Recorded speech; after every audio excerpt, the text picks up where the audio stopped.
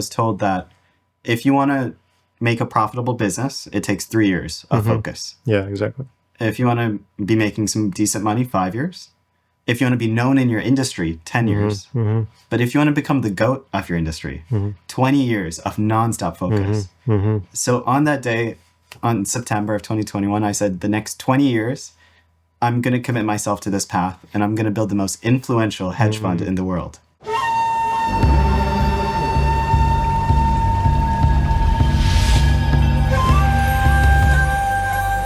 Wise Talks, cross-cultural wisdom for a harmonious world.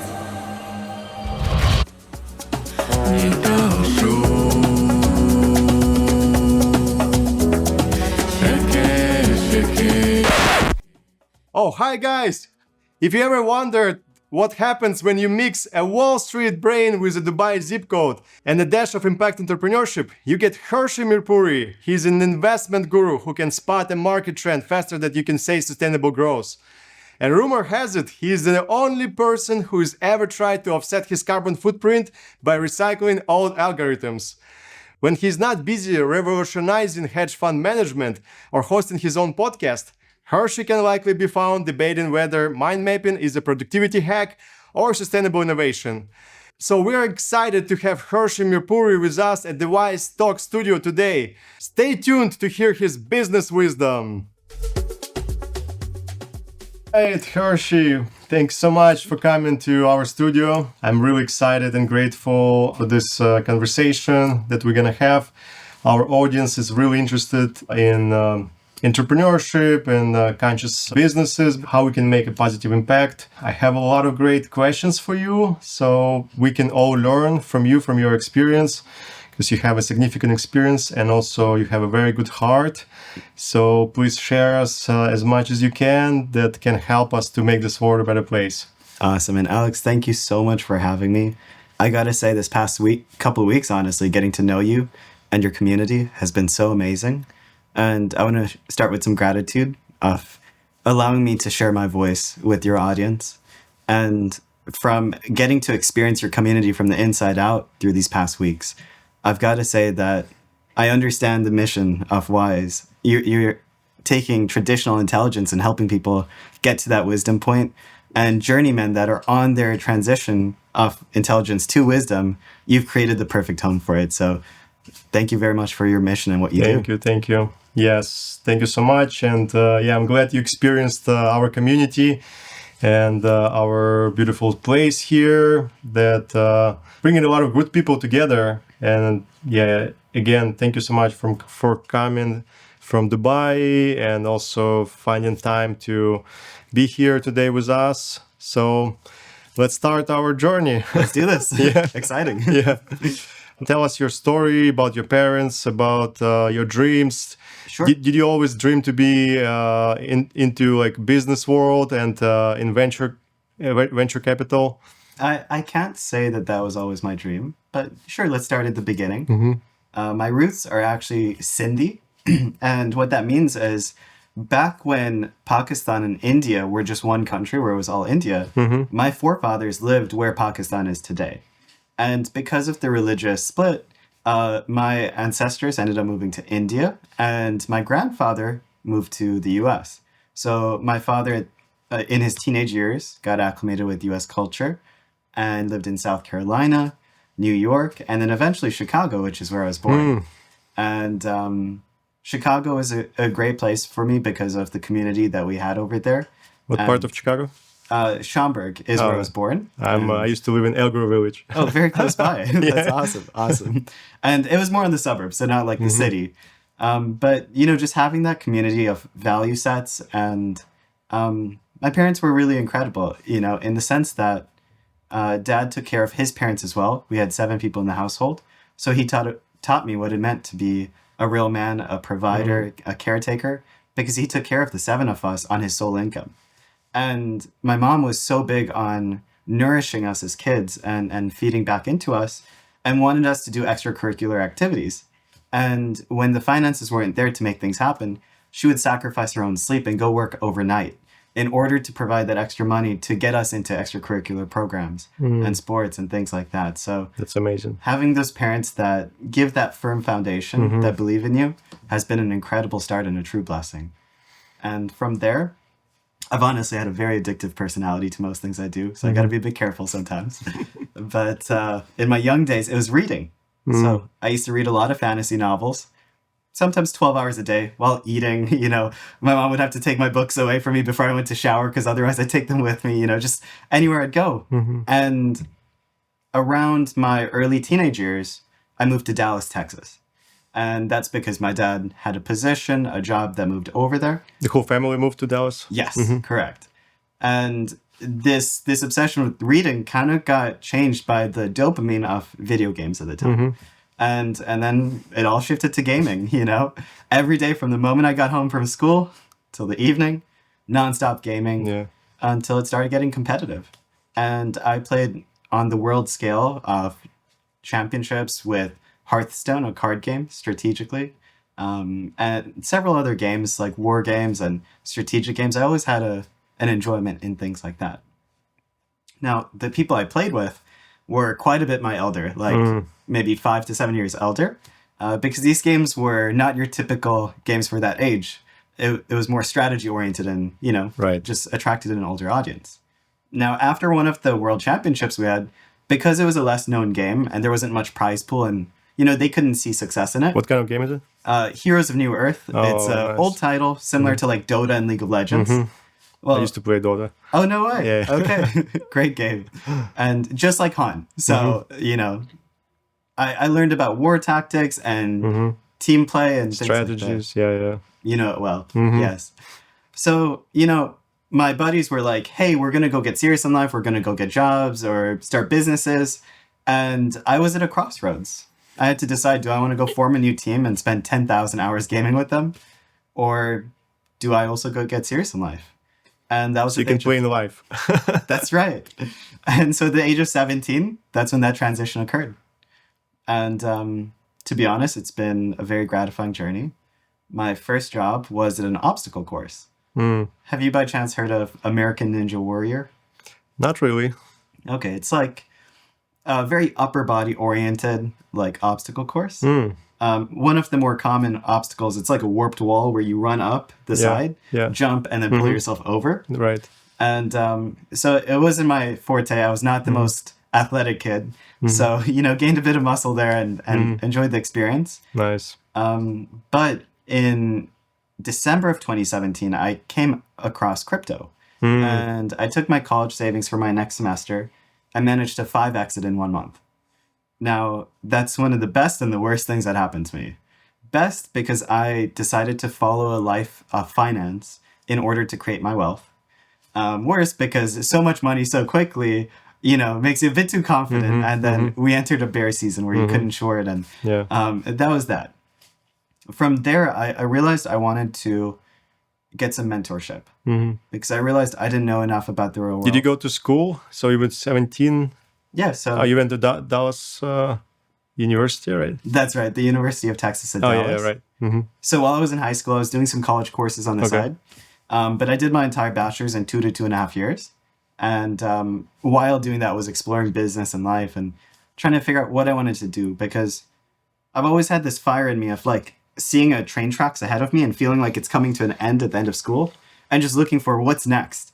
And this entrance to finance is what really got me excited to enter that world. Nice. From there, April 7th of 2018, I got started at a life insurance company owned by Patrick Bet-David. He's a big entrepreneur, and very valued and principled. But what really sparked you to become to enter the business world, basically? Did you really had some examples of some other entrepreneurs, or maybe your father, or what was the moment when you kind of decided that's where I want to be? That's what really I want to do, and also why? What was your kind of vision for the future? Well, it was a few factors, and great question. My dad always told me that I should get into business and do whatever I want, but be the best at whatever I do. He also told me that he can't be my guide on the journey because he's lived a different life And It's really interesting because like I have a very similar story. Wow. My father is also like was an example for me and was kind of like inspiring me to become an entrepreneur. And also my parents been working very hard to support my education, so like I can be really like educated and succeed in my life. So yeah, that's the best when your parents are very good example for you. now, did you have a quote specifically that you remember your dad repeating to you? Same thing, like he also told me the same, like whatever you do, you need to be the best, Wow. basically. It's a bit of pressure, Yeah. but it gets you to where you need to go, right? Yeah, but also he was showing by his example. Whatever he was doing, like he could fix plumbing. I mean, he can still doing it. Like he's helping Right. me also a lot. He can fix any electric, any plumbing. Like or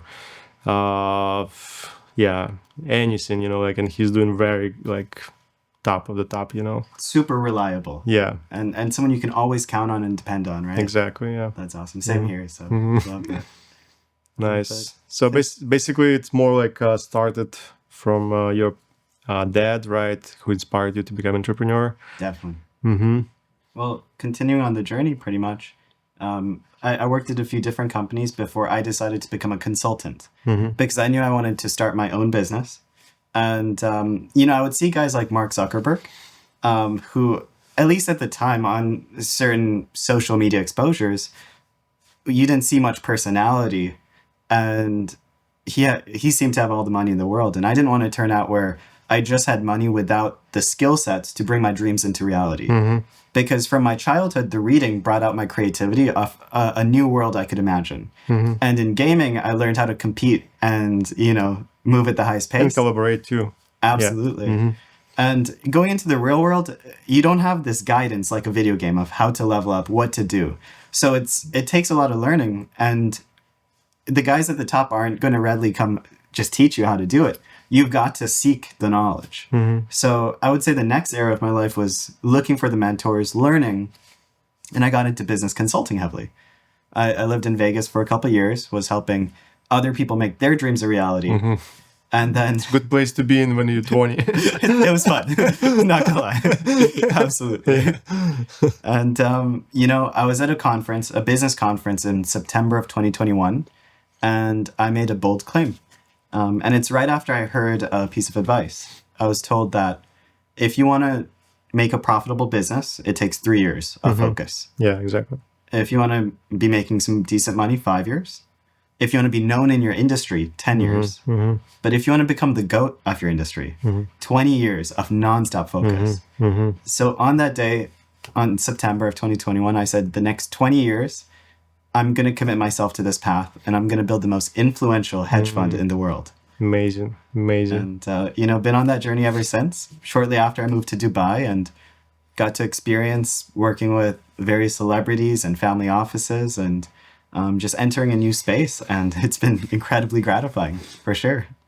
Amazing. And why is the hedge fund? There are many different choices in business world, basically. Sure.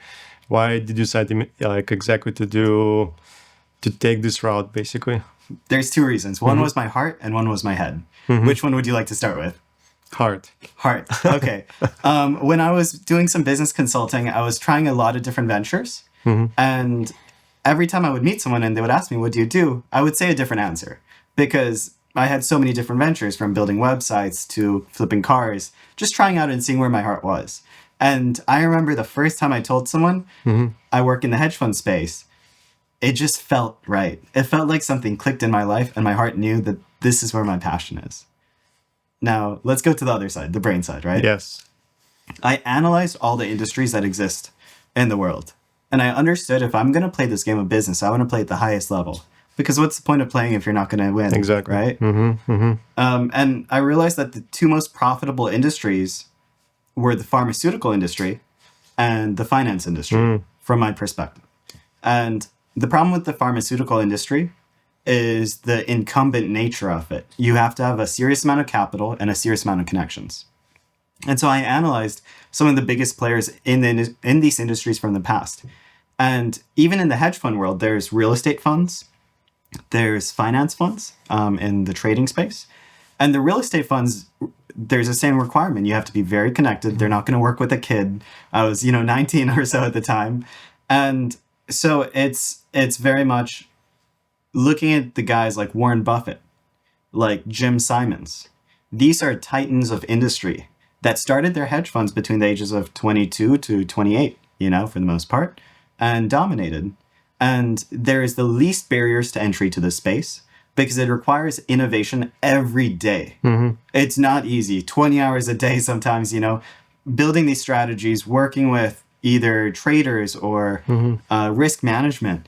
And I realized that I could do that. I could compete in the arena of intelligence, in the arena of building the right team to bring together the right people. And that's what set it apart for me, truly. Amazing. And it's all started here in US, right? Or That's right. Okay. Yes. And now you're 6 years already into venture capital?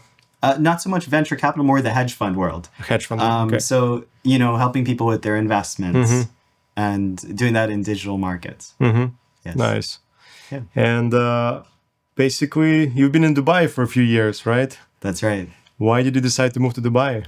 So there's a myriad of factors there, for sure. One of the most surface level factors was I'm used to driving on the right side of the street. A lot of the world is on the left, but Dubai was on the right. And so that was great. It's a big reason, yeah. Yeah. But, So you wanted to leave America and you've been looking just... Yeah. Well, yeah, to be very frank with you, the biggest reason was there's lower barriers to entry outside the US in this industry. There's more leverage offered. So the risk is a little bit higher, in terms of compliance, but it's easier to enter because there's less compliance around it. So being a bit younger and understanding my ethical core and how I want to build, I said, let me go anywhere outside the US to start this build because the US is heavily restrictive. You have to work specifically with accredited individuals, qualified clients or qualified purchasers in the hedge fund matrix. Whereas outside the US, there's vehicles that allow you to have more influence and access more or less, wealthy investors per se. And this felt like a better entry. I traveled the world a bit in 2019, trying to decide where I wanted to be. I checked out some of Asia, Hong Kong, Singapore, Philippines, Dubai, just all over these places that seemed decent. And Did you go to Saudi Arabia? I did not know. Because a lot of people also move into Saudi Arabia, I've heard. I've heard that, definitely. Yeah. But a bit about my extended family background. They're very much an import-export. So it was nice to go get to see what my extended family was doing in different arenas of business. And these are some of the areas they were in. And Dubai just felt perfect to me. Outside of, these factors I mentioned, it's a city of bling. There's a lot of money. And what I loved about Vegas and also Dubai is anytime I tell someone I'm there, they're usually telling me when they're coming. So it's like a hub, and it's like I can plant my flag here and other people are coming. So I get to always interface and exchange values with those individuals. What is the worst thing about Dubai? Worst thing. Yeah. Opening up a business bank account can take like 3 months. Oh, really? I appreciate the diligence process, but the startup time is a little bit there. I will say, additionally, in Dubai, there's, a bit more traditional value sets.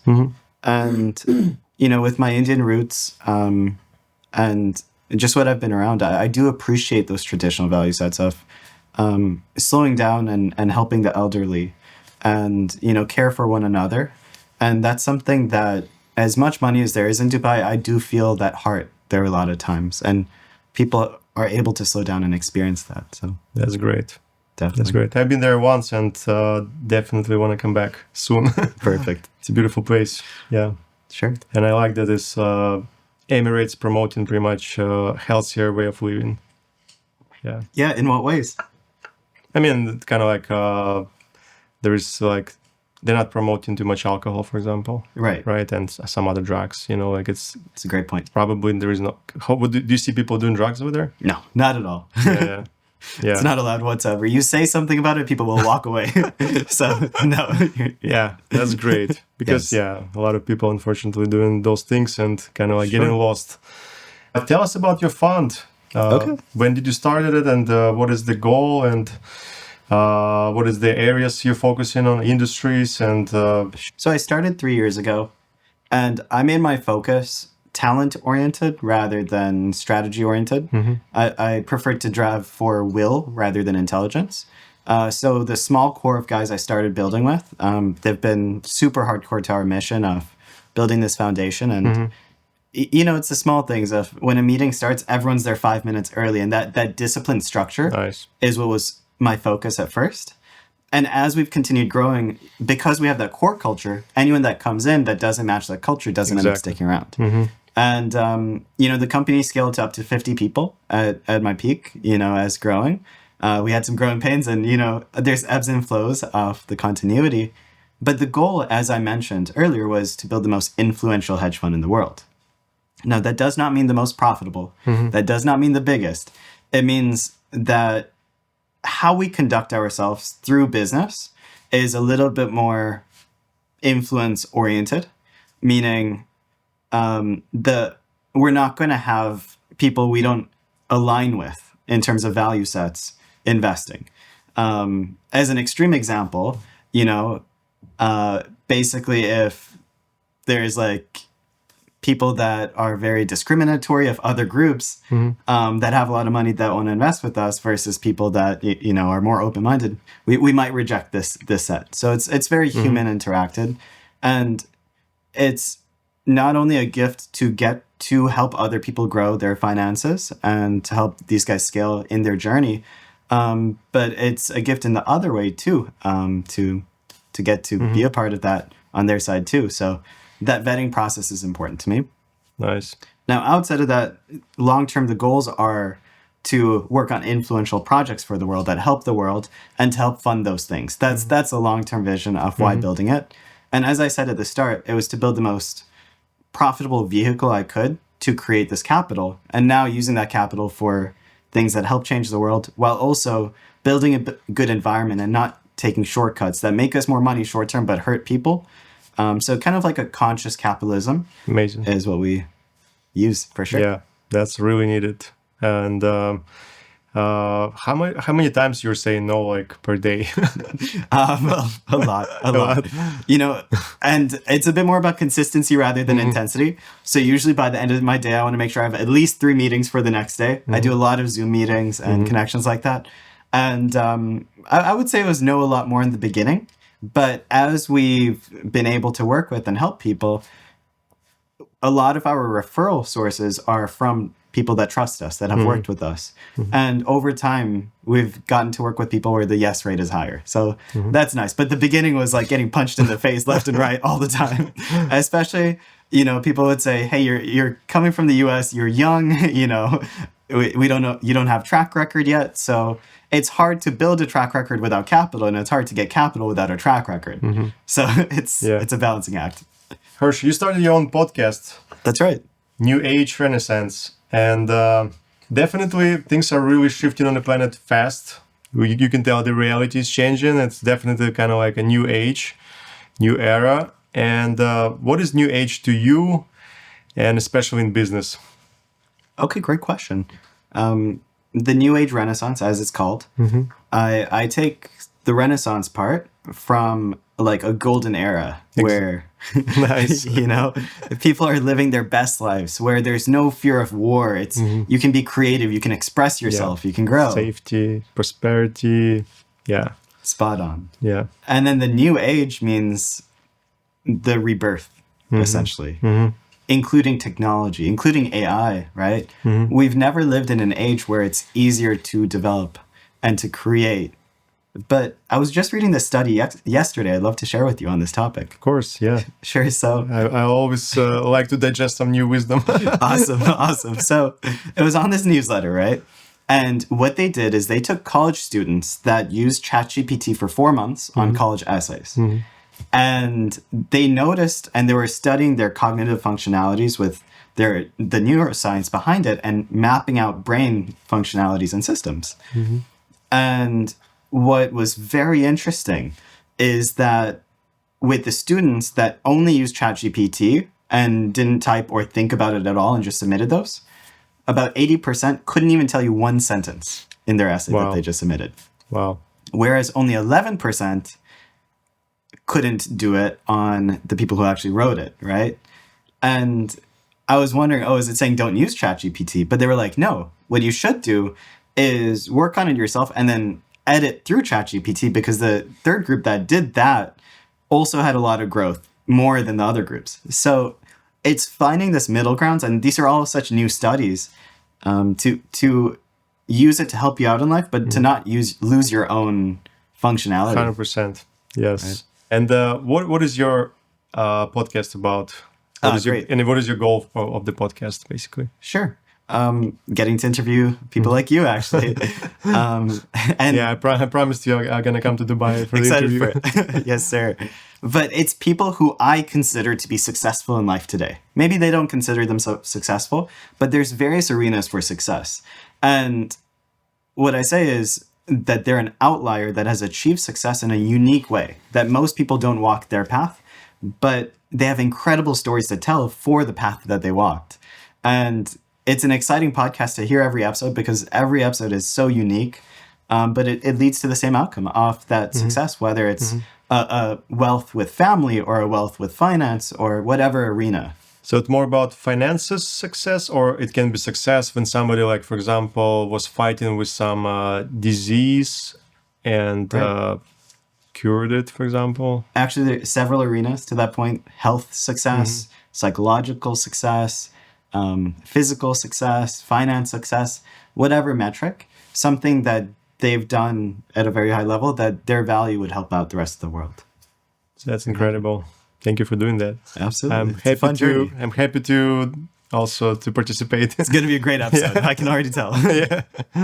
We're talking a lot about kind of like impact-driven businesses. I call it also conscious businesses. Some people are calling it like ethical businesses. Right. How you see this new definition is kind of like new age businesses? Great question. I mean, I'm not going to say I'm the expert on this, but I'll share any opinions I have on the matter.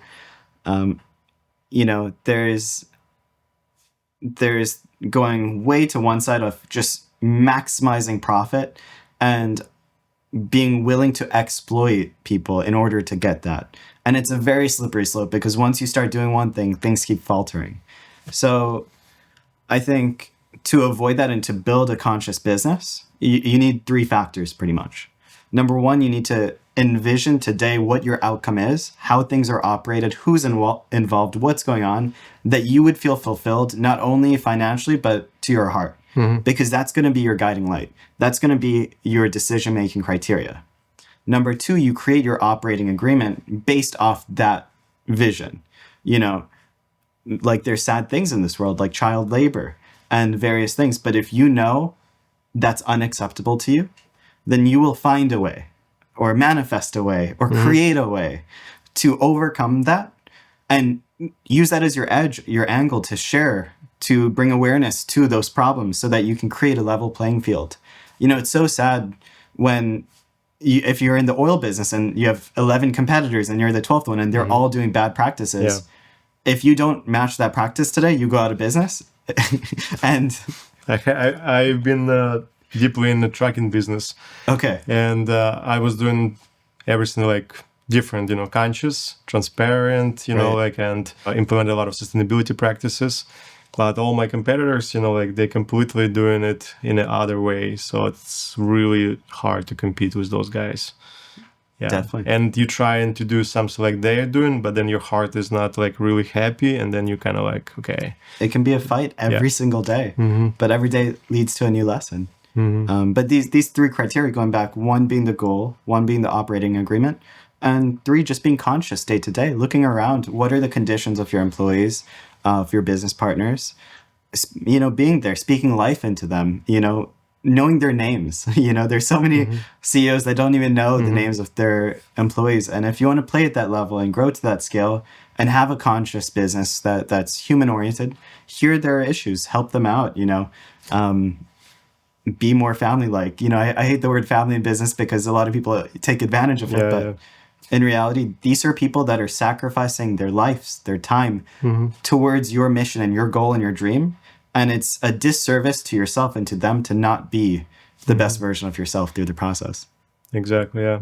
Yeah. The most important also to be conscious yourself, like, and be an example. Yes. Yeah. To really, so people can learn, and because you're a leader, that's why my kind of like also goal to inspire everyone to become like a conscious entrepreneur. So because you manage so many people and they're looking at you because you're a leader.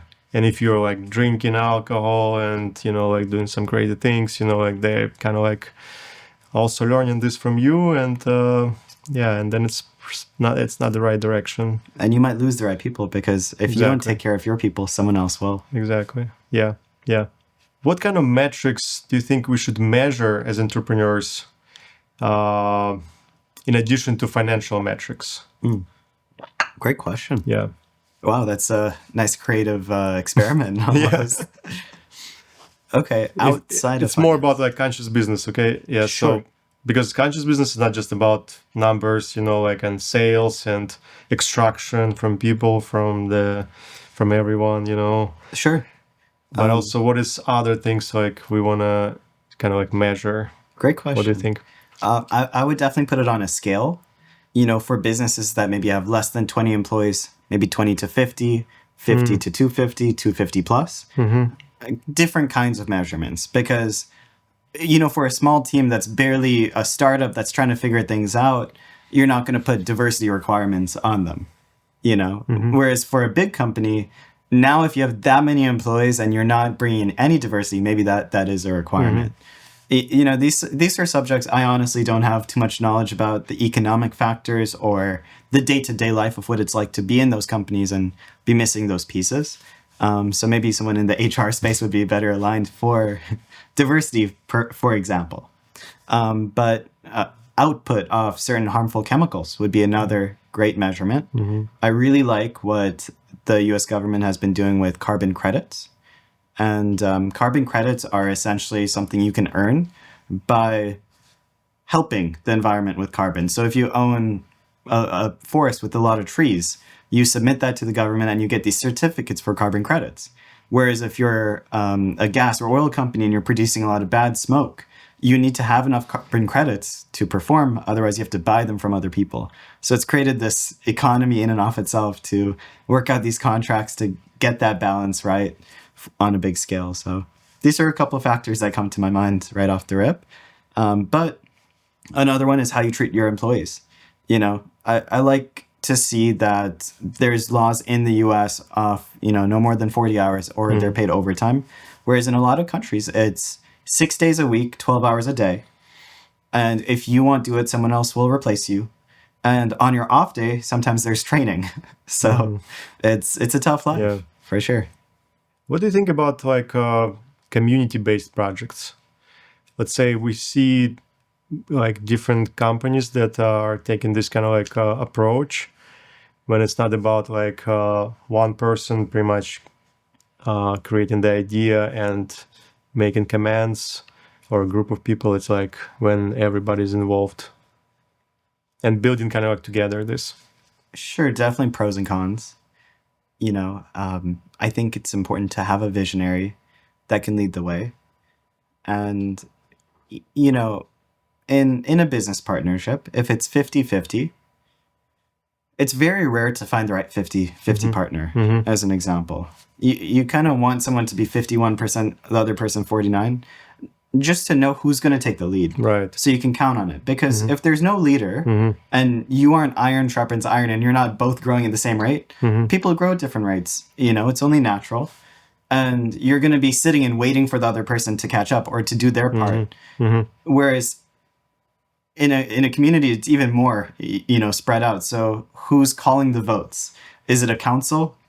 Is it one person that calls the votes? There's always a leadership hierarchy. And community sounds great, but a company, if it's structured where there's a big leadership team, but like no one under them, versus a smaller leadership team with a big team that's well coordinated, I wouldn't want to compete with the small leadership team because it means that they're tight, they know what they're doing, they're going to lead to success. Now, it's important to have a board of ethics and make sure things are more conscious to that extent, but this community aspect, it's a great aspect to have and to share, but I don't think it's a leadership style. I do think it's important to elect a representative or have someone pushing a visionary, like Steve Jobs was for Apple, you know? Without Steve Jobs, look at Apple. It's not the same company. It's not as innovative, you know? So that's some thoughts there. Yeah, I think it's good to have kind of like a little bit of both when kind of a community can be involved. Sure. Yeah. And you've built communities. You would know a lot better than myself. What has been your experience around the community model? My experience is awesome because, yeah, of course I have a vision, but also like it's great to kind of like have brainstorm together and people can also kind of like creating the playground and everybody's kind of like adding some pieces to this, you know, like, and some ideas and some improvements and some like giving some suggestions. Of course, you kind of like need to decide what is really good for this community or not, you know, or projects.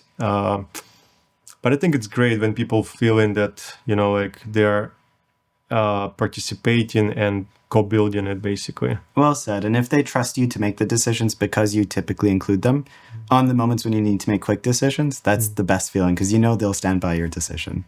So that's really great. Yeah. Do you ever... just on your side, do you ever have a hard time making a decision because you're like, oh, shoot, I need to go validate and get all of their opinions before I do this because I want to respect them? Not really. You know, sometimes it's super clear what decision need to be made. If I'm really like feel like it's very important decision and I don't have like that clarity, then I can kind of like find some suggestions and support. It depends, you know. Yes, but sometimes it's good to kind of like, if I know, for example, that this product is going to use a lot of people, I really want to kind of like get a feedback from at least like core people from the community, because it's kind of like for them. Gotcha. And yeah, maybe I like it, maybe I like this design, but let's say I really want to kind of like have them loving those products, you know, because we're creating for them. And and that's where it gets interesting, right? Because you're checking with the core people, and so it leaves out some of the community on the decision making, but hopefully these core people are so in touch with the community they understand them well.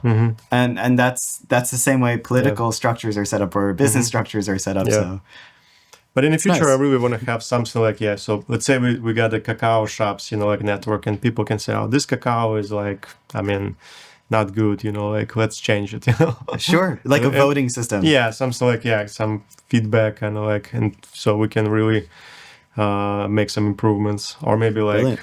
They got some other ideas, you know, like maybe let's bring some this kind of like event, educational about cacao, and everybody wants this, like, okay, let's do it, you know. It's exciting and it's interesting. And I think a part of it is not letting the community get too big on certain votes, because then it'll feel like their vote doesn't matter. So maybe if it's, you know, for something more specific to them that they're voting, that they know their vote counts, that's exciting. Yes. So that balance is a tough thing to achieve. Yes, exactly. Very cool. So we have a lot of people who is for sure happy to change the world and got some ideas, downloads and missions and different solutions. And we really need to kind of like support them and explain how they can make it happen. Because for many, it's really hard to even start the business, even just to even have an idea that they can start their business. But then also how to scale it, how to raise capital. Do they need to raise capital? So can you give some advices for those, let's say, conscious entrepreneurs who is seeking for funding, you know, like from impact-driven funds, basically? So yeah, if you can guide through the process, it's Definitely, great. without a doubt. So the first thing is having your idea. Now an idea on itself is the root, but you need to develop your idea. And once you have it a bit developed and you kind of know what you're looking to do, the first phase is always research. Understand what's out there. Is there anything similar to this? And see how its process has been. And if you're really resonant and passionate about this project, perhaps read some books of the founders of some of these companies that are in a similar stream to understand and learn. And it's never been easier to learn because you can chat with an all-knowing AI pretty much and learn anything about everything in moments. And once you're done with that research phase and you've refined your idea a little bit more to know, okay, this is different.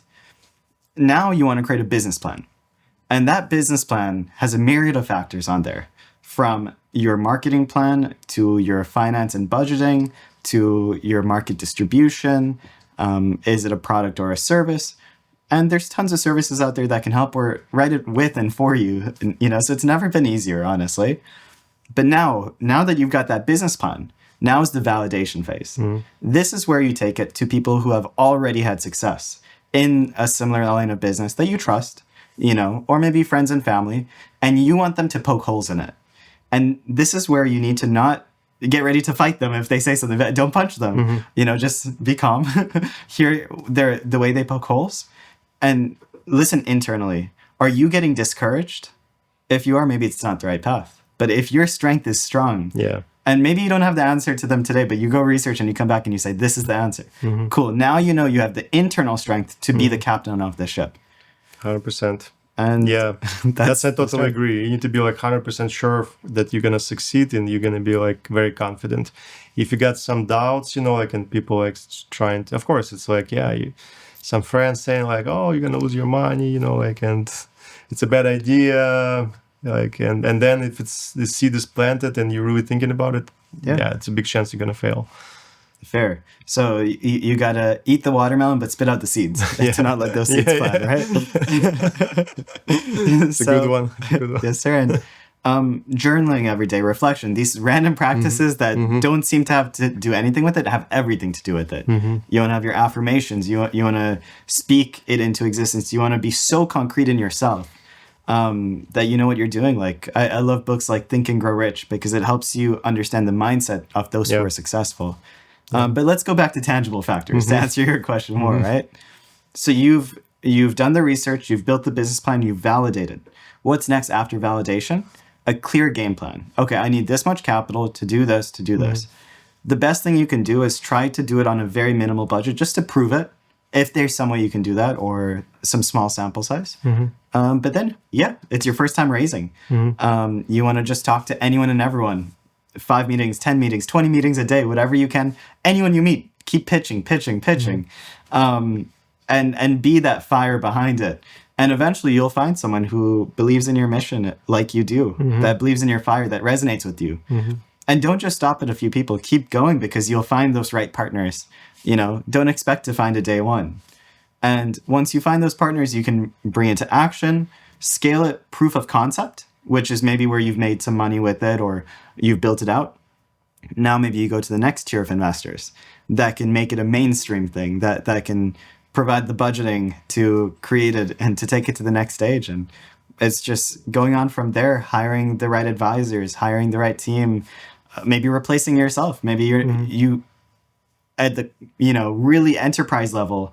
The skill set of a founder is different than an enterprise business. So maybe that's where you enter the board and, you hand it off, or you decide to become the vessel and you decide to keep forging yourself to be the head of it. And it's very rare to see that, Mark Zuckerberg, as I mentioned before, he's one of those rare examples that started with the project and also is still on it.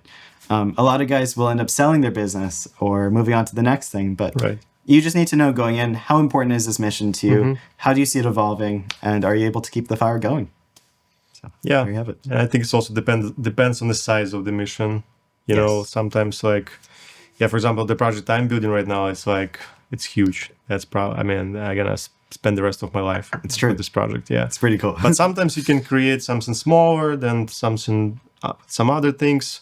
Maybe just even for yourself. Maybe you just let's say you want to create a music label, right? And experience this, but then you've done it successfully, sold it, and then move into another creation. Right. Or you're just taking something huge like you've done, Thank you. Yeah. So do you recommend for people to use their own money to start the project, or start from raising right away? That's a really good question. Because sometimes you might spend a couple years to raise funds, let's say, but sometimes you can spend 2 years to make some money and start your business. Yeah, it really depends on your circumstances, right? it depends on what type of business too. Like if it's a lemonade stand, you better use your own money, right? Because you want to get your recipe down, spend a bit of money on it, sell some, and proof of concept on your own money because it's a few dollars. But, you know, if it's something, it really depends on the business, you know, if it's investing like I do, you know, maybe start trading or build algorithms or get proof of concept on your own money or on demo capital before you bring on investors. That's the right process. That's the due diligence that's required. Would you have any other example businesses, maybe? I mean, let's say you got some idea for mobile app, right? I think Sure. maybe if it's some very unique idea, for example, that like needs to happen right now, you should like focus on getting investors' money because like maybe True. 1 year later, it's going to be too late, right? Well said. So that's a great model where you should bring on an investor, but you also need to think about representing yourself the right way to the investor. So there's apps like Adobe XD where you can draw out each screen of the apps to look very professional. And then you can take that and you can go to a development studio that builds apps, get them to sign an NDA, and then get a build cost, and then go to 3 to 5 different places and get those build costs. Yeah. Now you take that to the investor and say, hey, this is who we want to go with. This is our plan. This is our go-to-market strategy. And that professionalism is what will yield you those investment dollars. And they'll be willing to take the risk with you. It's not they're just doing it because it's an opportunity. It's, wow, you've really thought this through. You're going to succeed. Here you go. Yeah, and basically, if investor is supporting you, it means like your project is really something like special. So like it gives you more confidence that, you know, some professionals put in their own money, risking, you know, like for your idea, basically. It's a great feeling. Absolutely. Yeah. How many pitch decks you like checking every day? Do you mean like how many presentations? Presentations, yes. It used to be a lot more. But at this point, I've been blessed to have a good team of relationship managers, capital allocators. And so, you know, I love to have a very personal interfacing with clients as possible. But a lot of these guys manage their own Rolodex. And so it's a lot less than in the beginning. And, you know, I'm very driven. I like that Tesla doesn't do marketing. They focus on their product. Instead of spending money on marketing dollars, they keep refining the product. So I spend actually a lot more time nowadays working on the product, the relationships, the strategies, making sure they're efficient, and serving our current clientele and working off a referral basis because that's serving the communities we're already in better versus the, you know, new clients all the time. But but maybe 3 to 5 a day is my typical goal. What are the key things you look for when people are trying to raise capital from your fund? Gotcha. So we don't raise capital for various projects. We invest into financial markets on behalf of investors. Okay. But if someone were to come to ask for an investment, I would look for professional documents that they really thought their thing out, that they're not coming to me with just an idea, that they're coming with, you know, a business plan. And that goes a very long way. And those are the people I'd love to stay in contact with, keep seeing the journey, help wherever possible. But if it's just like they treat me very casually, how you do anything is how you do everything. If you're just going to come and say, hey, I have this idea and like, here's a drawing I made on a piece of it. No, thank you. Yeah. What kind of role investors also play in the project, basically? Do you see like people need to kind of like build relationships with investor and like pick some strategic investors who is also like maybe helping as kind of like advisor? It's a great addition to have. You know, you can never have too many advisors. And, you know, different people you're going to go to for advice on various subjects. So maybe you have one advisor for the finance side of your business because entrepreneurs have to wear a lot of hats. So having that advice and support from someone who's already done that part successfully is a great help. Absolutely. Can businesses effectively balance profit generation with a commitment to social and environmental responsibility? It's very interesting. It depends on the scale and size of your business again. You know, in the early days as a founder, you're going to have to be available at weird hours and sometimes ask your team to help you out with things that you need done. And so maybe in that case, it's more profit focused to take off, just like a rocket needs more fire to launch. But, you know, as you go, business is a competitive environment. So You've got to be innovative. You've got to be intelligent. You've got to be hardworking. You need to study the competition. You need new strategies all the time. And like we say with AI tools, now everyone has AI tools. So if you don't implement them, you're going to be left behind. So I do believe you can find that healthy balance by pouring back into your employees, also giving them a nice balance in life so that they don't burn out too quickly, and that they can provide what's needed. Will it yield as much short-term profit? Maybe not, but long-term, the valuation of your company will grow. Your lifespan of your company will grow. And I'd rather make less while serving humanity in the process than just maximize my own profit and hurt people along the way. So I do definitely believe it's possible, especially if everyone agrees on this mindset. Exactly, yes. And what about, like you saying, business is very competitive environment, right? Sure. Do you believe like in business karma? For example, if you're doing something really bad to your competitors, so it's gonna kind of like, you're gonna have kickback basically at some point? Definitely. Because like, I believe, for example, in more like healthy competition, like just like, make better product, better service. But some people are so competitive that they like ready to do, it's like sabotages. I'll give you an example of this that I find very interesting. If you look at a business, a restaurant, for example, on Google Maps, you'll see the ratings between 4 to 5 stars usually, right? You go to Hong Kong, to the top restaurants, they'll have 3 stars or less. And it's like, what's going on here?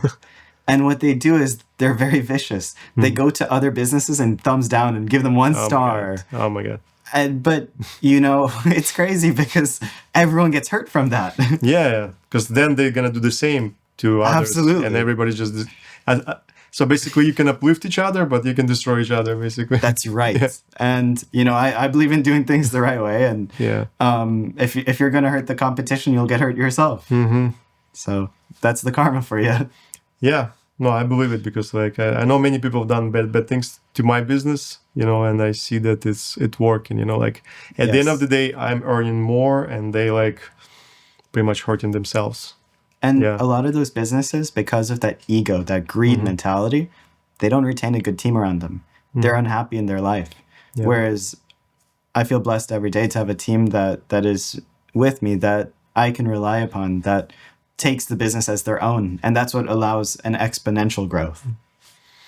Yeah. And those people usually attract the same people who is also greedy and also like gonna do anything possible to hurt the company and enrich themselves. Yeah. So it's basically like everything around us is a reflection of us. If the leader is like a good person, then you have a good team. But if something is wrong inside, then you attract similar people. And then at the end of the day, like if it's gonna be some kind of like challenging period in the company, those people are just gonna like hurt it, and hurt you. It's true. Yeah. Well said. And actually, this is something that I wanted to talk to you. Like, what do you think? Sure. I see the big problem, like from my experience, that people doesn't like. It's employees. It is employees. It is like even entrepreneurs. They don't know like business ethics. Ethics in business. Yeah. Sure. Yeah. Like, for example, I didn't learn this, but kind of like I understand this. Like there's kind of like, certain things like you cannot do, and it's not like it's you need to play by some rules, kind of like, and respect others' creations and maybe IP.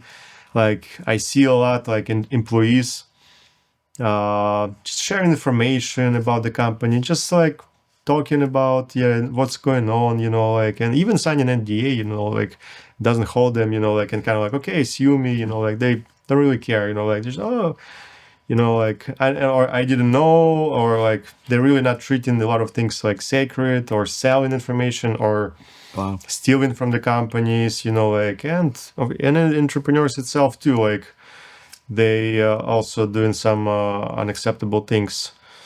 What do you think the solution? Like, should schools teach people business ethics? Because like it's not your job. Like somebody's coming to me to work.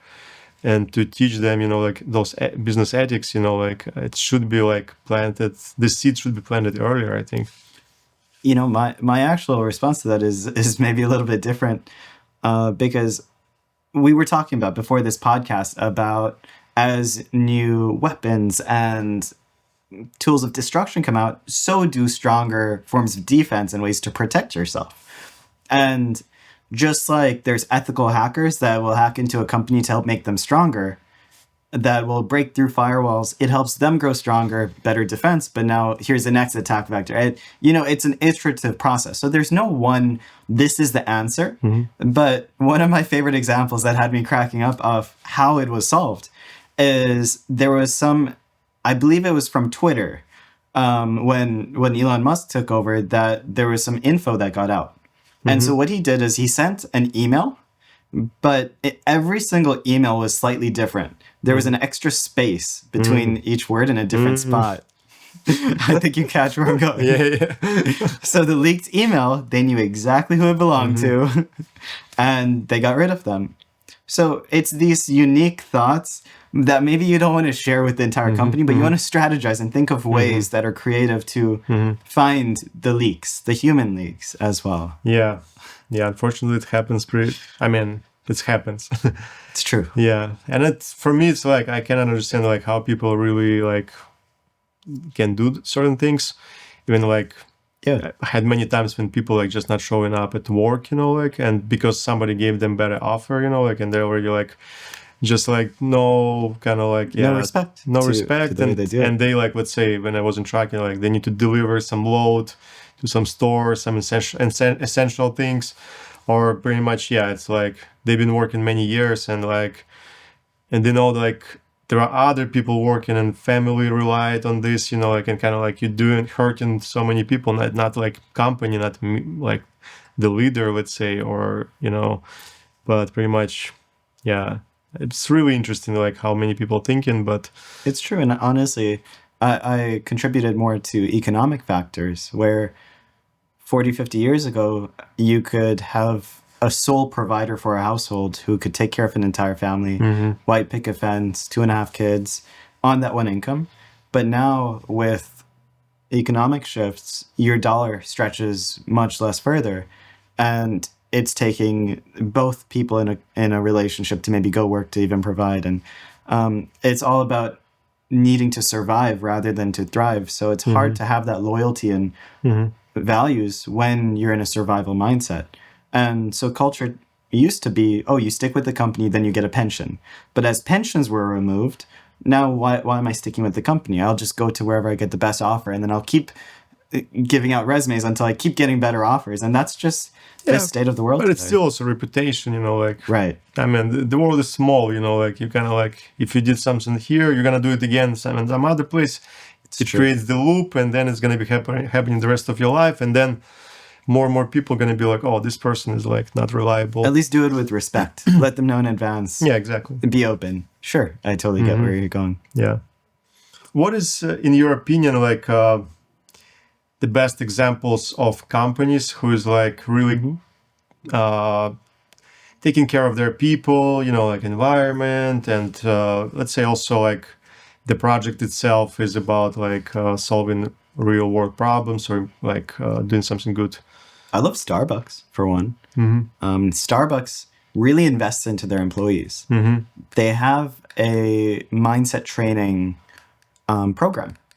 And if you go to any other place, Wendy's, McDonald's, any of these places, think about how the employees treat you versus at Starbucks. Yeah. Starbucks, big they're difference. Never leaning over, tired. They're always upbeat, excited. They've trained them on how to have a strong mentality. And Chick-fil-A is very much similar. You always have people smiling that are happy to serve. And these companies that are maintaining these values, we're starting to see the emergence and growth of them even further, that they're investing into their employees and they're doing it very, very well. So those are some examples for you. Okay. Yeah, I agree. Definitely in Starbucks, the customer service is one of the best ones. Definitely. Yeah. So Hershey, can you recommend some great strategies how to build a strong team and company culture in early stage startup? Sure, definitely. So building a strong team and culture. One is you as the leader need to have a strong and firm understanding of what your values are and what you want to permeate within the company. A quote I love is, your team will copy half of everything you do correctly, but they'll do double whatever you do wrong. So if you've got your inhibitions and you've got your problems that you understand within yourself, always be working on those, and don't expect your team to be better than you are, because the team will only be as great as the leader typically. Churches are a great example. You look at some of the biggest pastors, they have a lot of strength to them. They naturally attract, they say when the leader is ready, the team will appear. And so the team will only be as great as you can essentially create. And so now that you've done that introspection and you've worked on yourself and you have that extreme ownership over it, find the stable pillars that really represent those values. If maybe timeliness is an important factor to you, see who's coming on time. Build your relationship with those pillars of community. And it's very good to have a call-out culture. This is how you'll create a strong culture, where people are willing to call each other out for breaking the rules or habits of your culture rather than just you. If you're always doing it, your business can't scale. But if they're doing it, now you have a culture because everyone stands by it. And empower them to speak up. Don't shut them down saying, hey, I'm the leader, I have ego, I'm going to be the one to call you out. And that's some tips I would have on that. Yeah, that's a good one, because I've seen many leaders who is trying to kind of pull everyone down, so they can be really dependent on the leader, and he's also feeding his ego that now he's the smartest one. Right. Yeah. Like a puppet master. Yeah. But you can't grow that way. Exactly. Yeah. But it's kind of old school. Previous age business. One of my least favorite questions I'm asked way too often is, how many employees do you have? How big is your team? Because that was such a dependent factor in the past of success. But today, 2 people can do more than 50 people can with the right tools and systems. So it's different for sure. That's true. That's true. What you can recommend for people to, maybe some other kind of alternative funding methods to fund their startups, crowdfunding, or what do you think about, for example, token launch, Web3 way of doing business? Sure. I mean, it's not my arena again. I'll just preface by saying that. So might not be the most thorough answer here, but alternative funding methods. Again, it very much depends on your business, but outside of friends and family or traditional investors, there's a lot of great launch pads. And these launch pads have their own unique theory or purpose, and they'll have a lot of the tools you can use to succeed. For example, a lot of these launch pads actually exist in colleges. So in alumni programs or in these places, you'll have complimentary advisory. You'll have a validation process where you submit your business proposal. And if you go through the process, now they're there to back you. They'll always ask for something, whether it's 10% equity, whether it's something small, but they'll assess your business and give you the tools you need to help scale it. And they'll give you that human factor, because sometimes you just want someone there with you that's ideating, that pushes you through at times. So that's what I would recommend. Okay, sounds good. And what about, for example, there are many businesses that are not utilizing technologies, kind of doing old school, or they think that they don't need it, maybe Sure. It's a flower shop, for example. What do you think, is it important to be technologically advanced in any kind of industry, and how technology can kind of drive your growth and also improve your business? It depends on your goal. So a business that a baker starts because they like baking bread. Well, their passion was in baking bread, not in being a businessman. Now, for that baker, they might not have an intention to have more than one location, because they can only be in one place at a time. And their passion is to make the bread. They don't want to do more than that, but they want to serve people. And so they'll be focused on their community, their ecosystem. And that's more about relationships. And you don't need great technology for that. You don't need much business savvy, because you're pouring into it every day and you're going to have success at that location. However, if you want to scale up, franchise, create multiple locations. Well, now you have to have technology to operate at scale with efficiency, with reliability. So it depends on your outcome for sure. And even the businesses that are scaling versus that use technology versus the ones scaling that don't, you have to have really good strategies and systems. Like Chick-fil-A, you'll find the same quality of service anywhere you go. So they utilize a lot of technology in order to make that happen. So I definitely think it's important to stay competitively advantageous and to stay pertinent in today's market. And how people can learn this technology, like where, I mean, they should find some courses, some like business clubs, or what is the steps they need to make this thing to? So if you're in like more traditional business, people have done it before. It's not new, right? It's, okay, you need some kind of marketing portion, and your marketing tools may become more advanced. Like maybe you're marketing on Facebook and on Google. Okay, now you're not only doing Google Ads, now you're doing an AI that does more advanced analytics and helps guide your Google Ads even more in terms of the text on your ads to say certain things or to send it out at certain times. So these tools are going to get you ahead of your competition for sure. And this is something that's necessary to stay ahead on that vein. But if you're talking about a business that's in a new category, some of these crypto, Web 3.0 type of businesses, it is a little bit more tough to figure out the right technologies that apply. ChatGPT is a new great advisor that you always have to guide you through it. And, you know, I'd actually go that route for sure to help soundboard and help out with those things. Yeah, because many people are asking, you know, like they really want to learn, but it's hard to find really like this knowledge. I mean, even about AI, how to utilize the AI properly. Sure. Many people still not really using this tool like how they supposed to, pretty much, or, you know, like to use the full potential. But I believe you're creating a course platform where you'll have courses like AI education and such. I've been thinking about it. Yeah, we do some kind of like workshops here in our Vice Castle, but I think it's needed because many people like really curious and like really for sure happy to use those, but it's like it's so much information right now.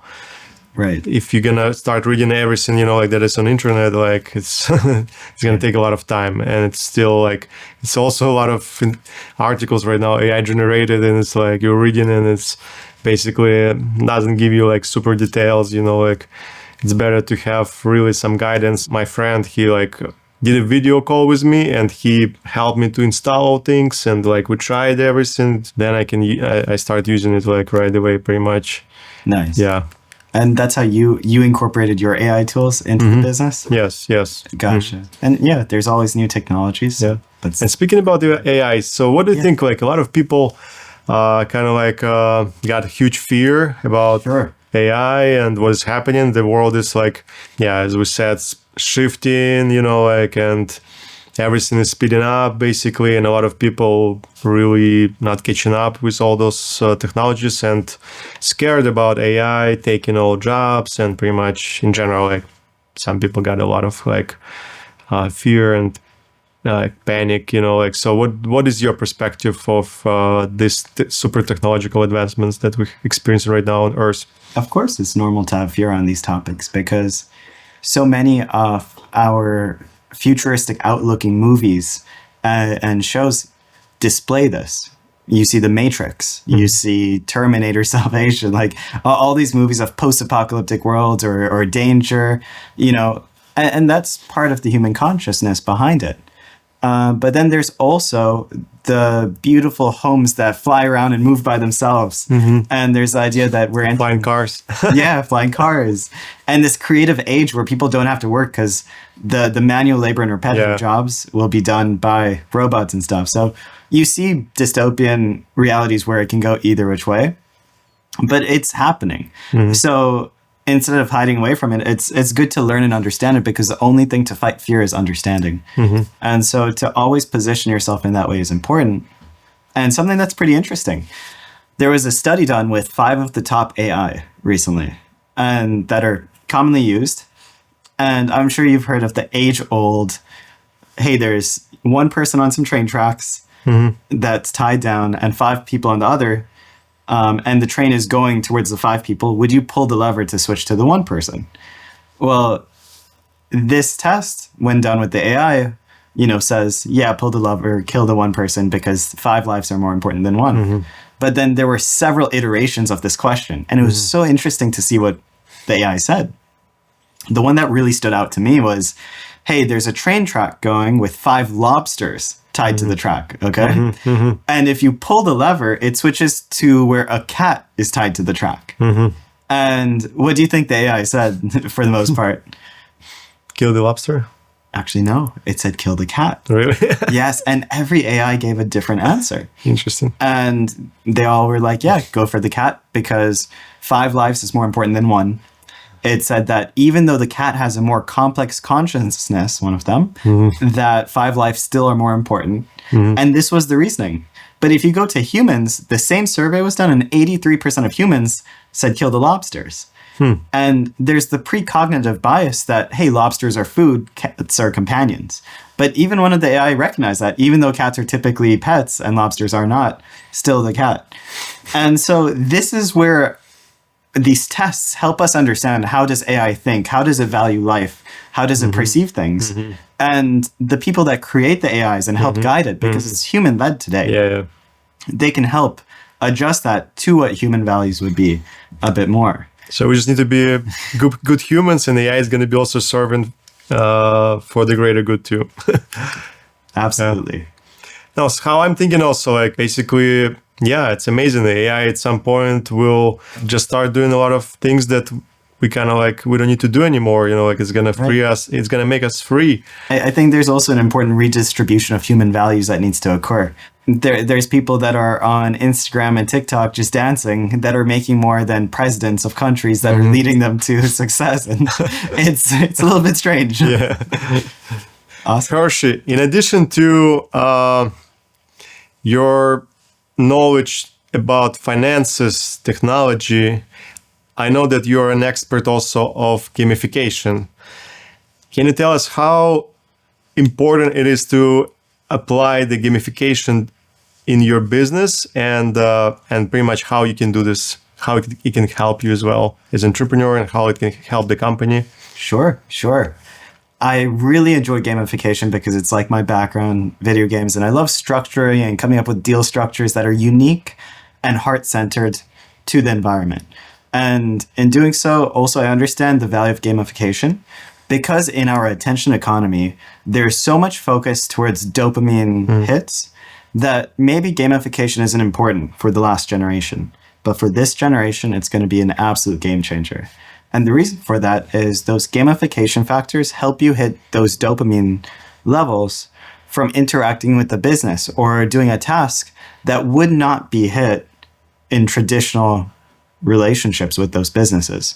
So if you're a business that can add those factors of unique gamification structures that engage people, get them excited, get them engaged, you're just going to end up having a leg up on competition, especially with clientele that are younger, is what I would definitely say. Can you please give us some like good example of like gamification Sure. techniques, that was applied in some other companies, maybe in your company or the companies pretty much that you know?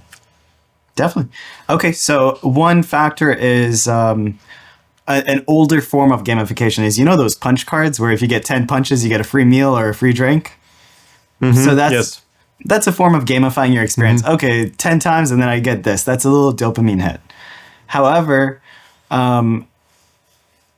look at Chipotle's app. That's an interesting one.